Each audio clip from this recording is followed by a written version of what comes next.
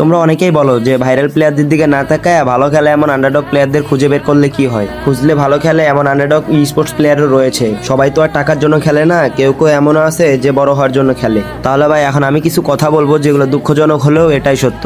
দেখেন, আমি আমার টিমের জন্য অথবা ভালো কোনো টিমের জন্য প্লেয়ার খুঁজতে গিয়ে দেখেছি সবাই বলে যে ভাই টিমে তো ঢুকবো, কিন্তু স্যালারি কত দিবেন, অফার কি টিমে। বাট আমি কাউকে বলতে দেখি না যে ভাই টিমের ড্রিম কি, টিমের অফিসিয়াল রোস্টার কে কে আছে, টিমের ড্রিম কি, এই টিম নিয়ে আপনারা কত দূর এগিয়ে যেতে চান, টিম নিয়ে সামনে চিন্তা ভাবনা কি। শালা সবাই বলে অফার কি, হ্যান ত্যান হাবিজাবি কত কিছু। আরে ভাই তুমি টাকা দিয়ে করবা কি? না হয় তোমার 1 মাস 2 মাস 3 মাস 20,000 30,000 করে টাকা দিবে, তারপর 4 মাসের বেলায় গিয়ে টিমটা ডিসব্যান্ড হয়ে যাবে। তাহলে এই 4 মাস টাকা কামাই কি করবা এমন জীবনে? আরে তোমরা বেটার কিছু চিন্তা করো, ভালো কিছু ভাবো তোমাদের ফিউচার নিয়ে। এখন যদি তোমরা টাকার জন্য খেলা ভালো একটা অপরচুনিটি কালেক্ট করতে না পারো, তাহলে তো তোমরা আন্ডারডগ প্লেয়ার থাকবেই। এখন অনেকেই এসে কমেন্ট বক্সে বলবে যে ভাই আমি বেশি বুঝি দেখা এইসব কইতাছি। আসলে ভাইয়া না, আপনি আপনার নিজেকেই নিজে প্রশ্ন করেন এবং চিন্তা করে দেখেন।